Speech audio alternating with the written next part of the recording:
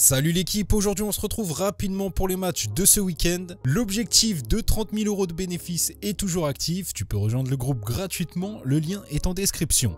On commence avec les matchs douilles, ensuite les pronostics, puis le fun.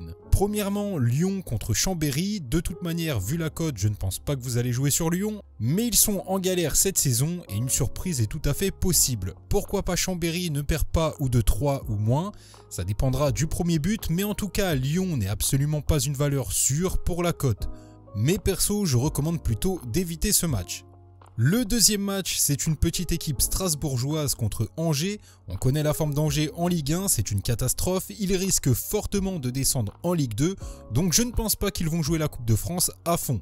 Par contre, en face, ils vont jouer le jeu à 100% et ils ont l'avantage du terrain, ça joue énormément, d'autant plus si l'état de ce dernier n'est pas au top.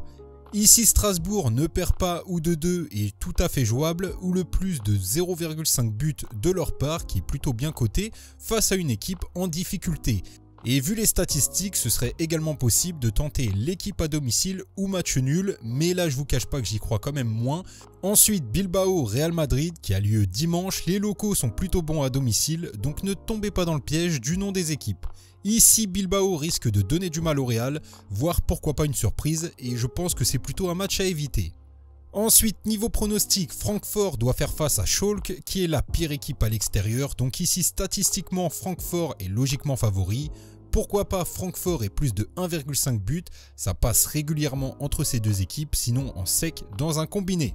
En Coupe de France, il y a Toulouse contre Ajaccio avec une équipe corse qui galère bien en Ligue 1, donc je ne pense pas qu'ils vont jouer le jeu de la Coupe de France, contrairement à Toulouse, qui en plus vient de les battre 2-0. Donc ici, je pense que ces derniers peuvent tout à fait gagner et on pourrait partir sur la victoire de Toulouse à domicile ou alors sur la qualification qui est un petit peu plus safe et qui est cotée à 1,40.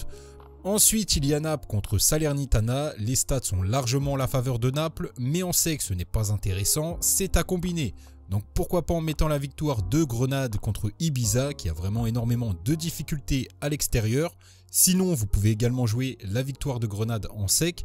Mais attention puisque la cote ne fait que de monter, je ne sais pas ce qui s'est passé, j'ai fait quelques recherches, je n'ai pas trouvé d'informations.